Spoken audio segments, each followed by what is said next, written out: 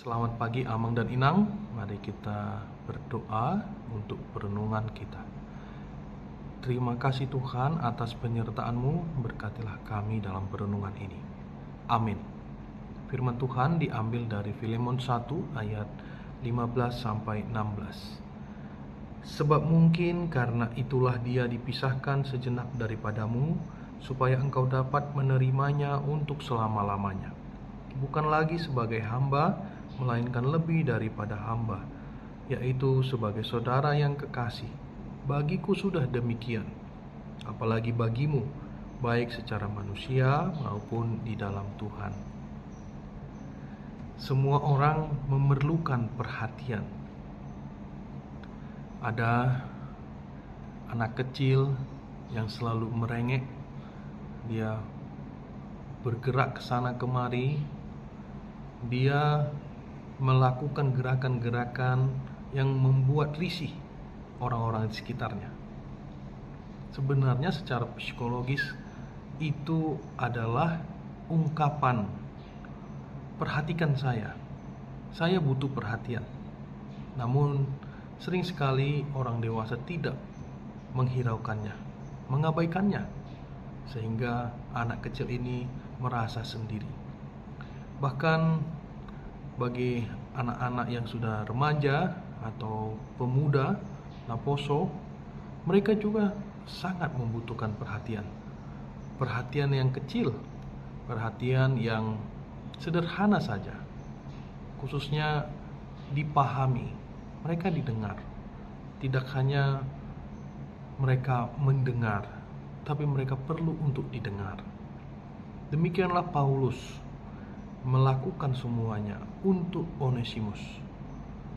Onesimus adalah seorang budak dari Filemon. Dia telah mengecewakan Filemon dan dia lari. Dan pada saat bertemu dengan Paulus di penjara, sesungguhnya kondisi Paulus sudah rentah, sudah penuh dengan penderitaan fisik. Dia sudah tua.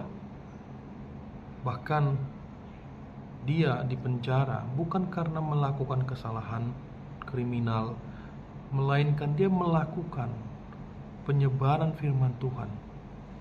Dia membuat banyak orang bertobat, banyak orang mengenal Kristus. Tapi karena itulah dia dipenjara. Di saat pertemuan itu, Amang dan Inang, Paulus mengerti, sekalipun dia hamba Tuhan, sekalipun dia sesungguhnya membutuhkan perhatian, tapi dia tahu iman yang dia kenal, yang dia hidupin adalah iman yang berbuah, iman yang menghasilkan, iman yang bergerak. Dia mengeluarkan aksinya. Dia menyapa Onesimus dengan penuh kasih sayang, dengan penuh perhatian. Dia mendengar kisah-kisah Onesimus dan kemudian dia menyampaikan kebenaran firman Tuhan. Apa yang terjadi? Onesimus bertobat. Dia bukan lagi orang yang sama. Dia bukan lagi seorang budak, melainkan seorang sahabat yang terkasih di dalam Kristus. Demikianlah Amang dan Inang, apa firman yang telah kita dengar ini. Kita diminta untuk terus menebarkan perhatian. Kita terus menunjukkan kasih sayang kita kepada sesama kita. Dengan demikian, orang-orang akan merasa dihargai, orang-orang akan merasa dikasihi, disayangi. Sama halnya seperti istri, suami di rumah tangga kita masing-masing. Hanya ucapan kecil, sederhana, terima kasih masakannya, terima kasih untuk kebaikannya, untuk kebersamaan selama ini, itu bisa memberikan hari yang indah sekali, lebih berharga dari apapun. Kalau kita belum melakukannya, mari kita lakukan. Kalau kita sudah melakukannya, pertahankanlah. Disinilah kita akan melihat ternyata iman yang kita miliki itu benar-benar bekerja dalam hidup kita. Amang dan Inang, kita hidup dengan saling mengasihi, maka akan membuat orang lain juga terinspirasi, termotivasi untuk mengasihi. Maka lingkungan kita, tempat kita berada, itu dipenuhi dengan sukacita. Kita senang, kita sama-sama menikmati keadaan. Tunjukkanlah kasih, tunjukkanlah perhatian, sekecil apapun itu, kepada sesama kita.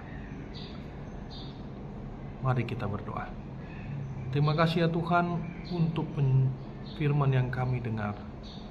Ajari kami untuk terus menunjukkan perhatian kami, kasih kami kepada siapapun itu.